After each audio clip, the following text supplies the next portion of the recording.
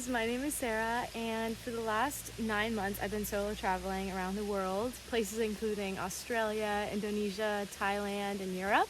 And I thought, what better way to help you guys solo travel yourself than to make a video out of it. So here are some of my tips and tricks on how to start solo traveling. First things first, you need to figure out where you want to go. I would recommend, if you're really scared about just jumping straight into solo traveling, especially if it's international, I would start by just going on a solo camping trip by yourself, or something simple, maybe like a day hike. And this is going to help you just get into that system and routine of just being alone. That one day of solo traveling is going to help you get to know yourself like way better. If you don't have access to camping or hiking, maybe just take yourself out for dinner. What's up, baby? Take me out to dinner. Tip 3 is to save money. Budgeting is so helpful, and the longer you want to travel, the more you need a budget. I've been traveling for 9 months, but for the first 6 months, I spent about $6,000. So $1,000 for each month, and this has included everything. This includes flights, hostels, food, adventuring, transportation, anything you can imagine. That is part of that budget of $1,000 a month. Some people can really budget the $1,000 a month depending on where you're located. Like Southeast Asia, it's really easy to budget that small, but if you're in somewhere like Australia, it's a little bit hard to do that because Australia is a lot more expensive. Or if you're traveling in the US, like $1,000 a month isn't very much at all in the US. Another way to budget is by staying in hostels or doing workaway or wolfing. Workaway is a work exchange for accommodation and sometimes food. Tip 4 is to take risk.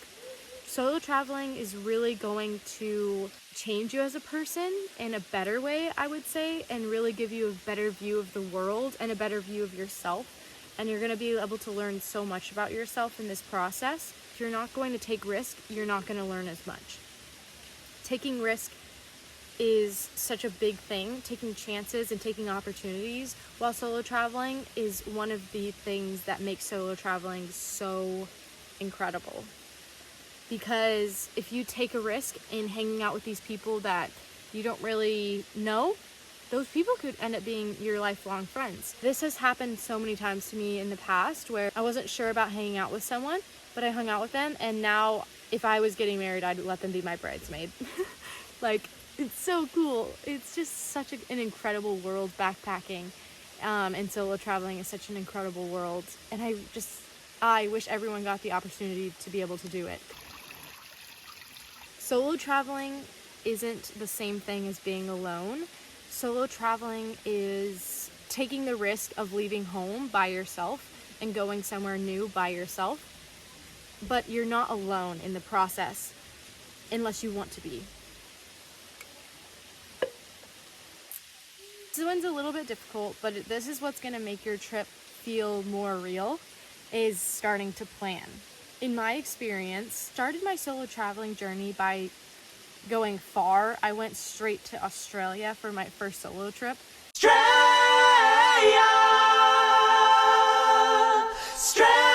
And my plan was to be there for 3 months. And the first week I got there, my plan was gone. My plan just wiped away.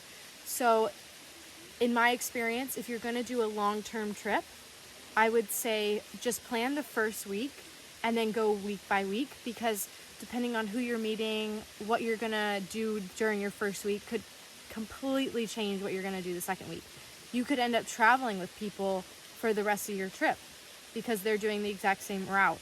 So this is a very common occurrence, especially in Southeast Asia, is you start in a country in Southeast Asia, and then there's like a group of like 10 people who are doing the exact same trip that you wanted to do, and then you can just join them. Other thing is, if you just want to take a short solo trip, I would definitely recommend just planning the whole thing, but be very flexible. I know a lot of people struggle with just going with the flow and they want things to be order. But if you can let loose, it's gonna just make your experience so much more. When it comes to budgeting and saving money prior to your trip, doing research is so incredibly important when you're looking into where you're wanting to go, what kind of visas you need, how much accommodation is or transportation. These are all things that go into the budgeting aspect, and you need to keep that in mind when planning prior to your trip. If you're going for a week solo traveling and a month solo traveling, budgeting for that month is going to be really difficult because you don't really know exactly how much money you're going to be spending during that month because you don't know what you're going to get into. And that's kind of the fun of it. If you're going somewhere, you should figure out what things are making you want to go to that place so that you can actually make sure you do those things. But also, when you get to a place, you might be talking to people and your like things that you wanted to do could completely change based on their experience.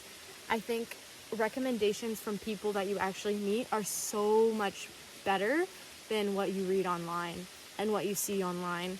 So meeting people who have actually experienced it is so much more reliable than doing it online. For example, when I was traveling to Australia, I really wanted to go to the Gold Coast, and thank goodness I listened to what people were saying, because the Gold Coast is like Miami and I'm not a city girl. And so instead I went to Byron Bay, and now I'm obsessed with Byron Bay and I love that place.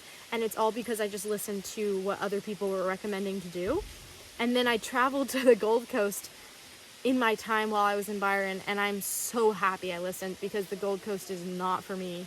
It was not for me at all. And so if I hadn't listened to what people were recommending to do, then my experience and where I am now could have been completely different. Alright guys, that is kind of it for this video.